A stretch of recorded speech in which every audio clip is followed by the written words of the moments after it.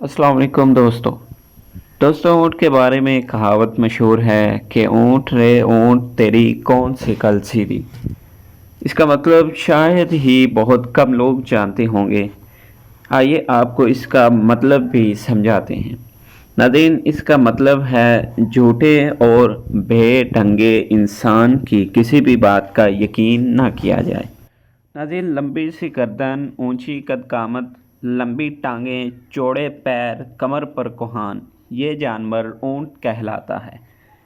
अगर आप किसी से ऊँट के बारे में पूछें तो जवाब में शायद आपको भद्दा, बेढंगा, बुद्धू किस्म का जैसे अल्फाज सुनने को मिले। कोई इसे खूबसूरत मानने को तैयार ही नहीं।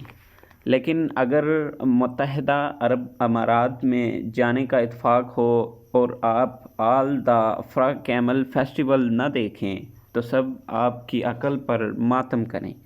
इस फेस्टिवल को देखने के लिए अरबी शहज़ादे भी शिरकत करते हैं और जीतने वालों को लाखों रुपए मालियत के इनामात भी दिए जाते हैं।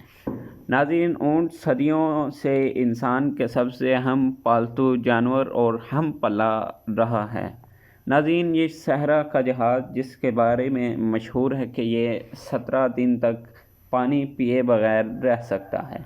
इसकी यही खूबी इसे कारआमद और ख़ास बनाती है।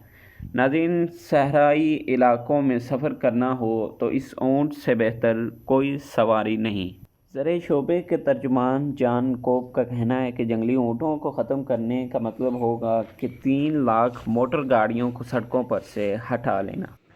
एक अंदाजे के मुताबिक दुनिया में तकरीबन इस वक्त 1.4 करोड़ ऊँट मौजूद हैं। नाज़रीन, यूँ तो हर जानवर अपने मालिक से उनसियत रखता है, जिनमें ये भी शामिल है, लेकिन अगर इसके गुस्से की बात करें तो इसका गुस्सा इतना तेज़ है कि जब इसको गुस्सा आ जाए तो ये अपने मालिक को भी नहीं बख्शता। नाज़रीन, तिजारती काफ़िलों में ऊँट अक्सरियत तादाद में पाए जाते थे।